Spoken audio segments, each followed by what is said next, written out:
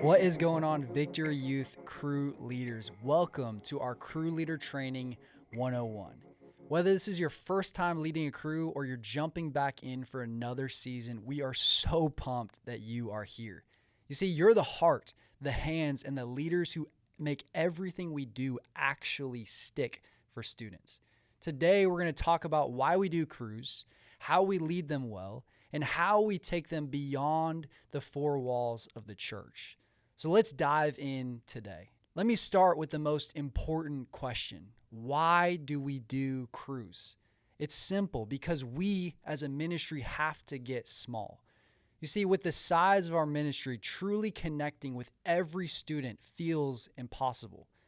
But when we break things down into small groups, into our crews, connection becomes personal and it becomes authentic. We do crews so that we can lead small.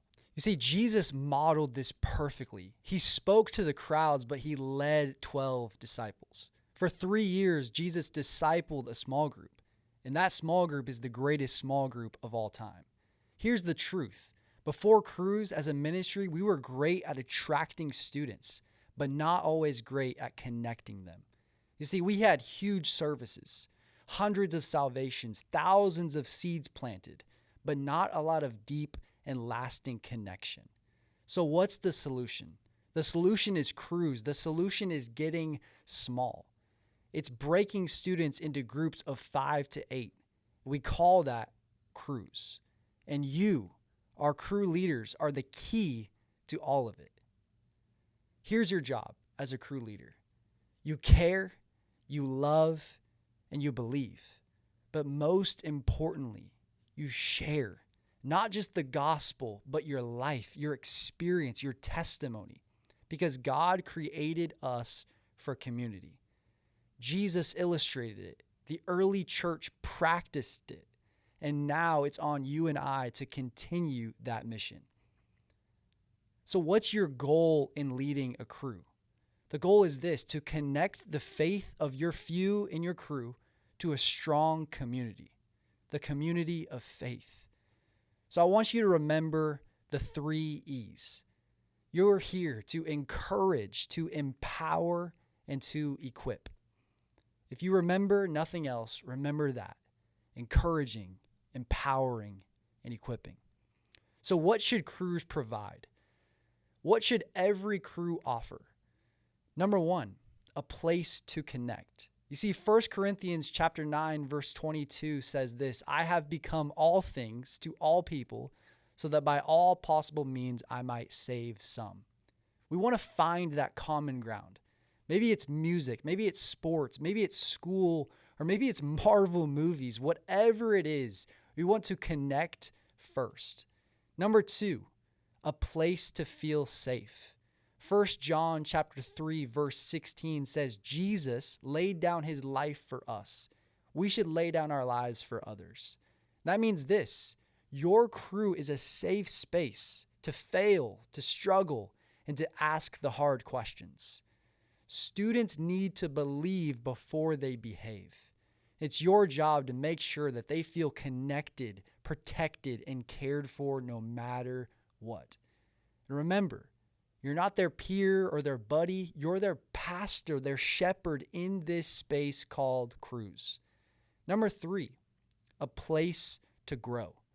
Proverbs chapter 27, verse 17 says this: as iron sharpens iron, so one person sharpens another.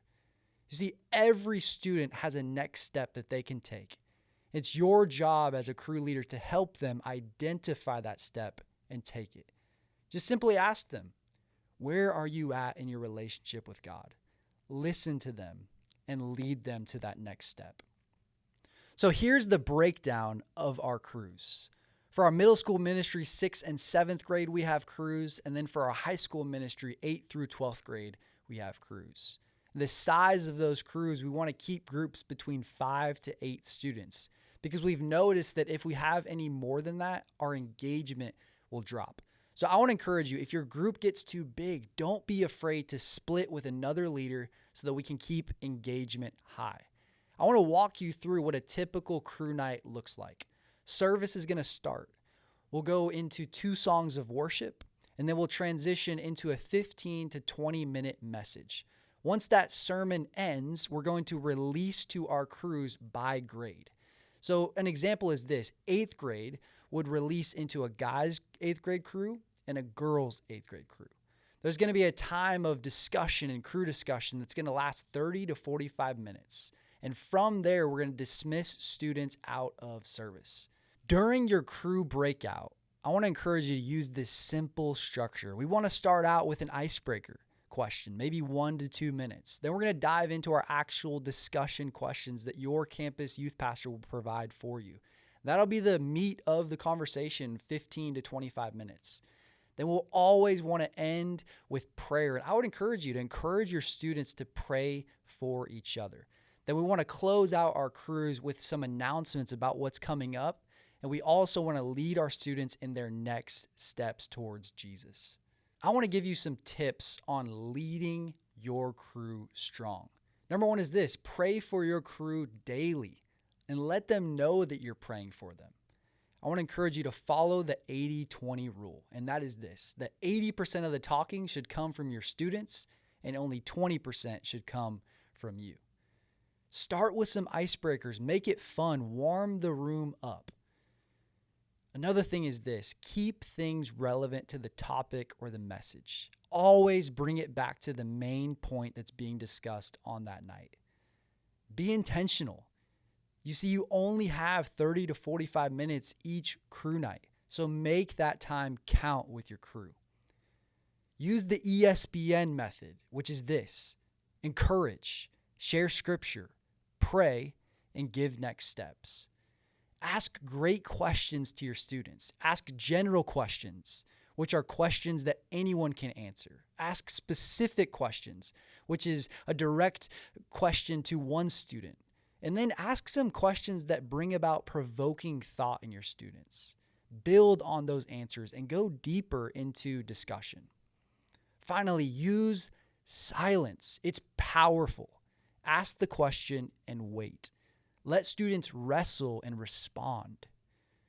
Make sure you set your vision and expectations. You see, you're the leader, so take them on the journey of discipleship. Be that leader that you always needed as a young person. Now I want to talk about extending crews outside of the church. You see, crew life doesn't stop once our youth services are over. Here's how to extend that community outside of the church. Maybe start a group chat, a text thread, or group me. Maybe do a Bible study together. Maybe have a monthly coffee hangout, or do a crew outing or event. Maybe it's a craft night, basketball, football. Show up at their games, their plays, their school events. Maybe encourage them to sit with you on a Sunday service. Invite your crew to join you on the weekend services. You see, when students know you see them outside of just the church, it deepens that connection inside the church. So here's the bottom line. Crews are how we make ministry personal here at Victory Youth. It's where salvation turns into discipleship, where strangers become part of a community, where students become fully devoted followers of Christ. And you, our crew leaders, are the center of it all, the key to it all. So as you go, remember to encourage, to empower your students, and to equip them to do the work of the ministry as God calls us to. Remember to lead small. And remember, this is more than a program. It's your ministry, your crew, and your calling. So let's go disciple students together.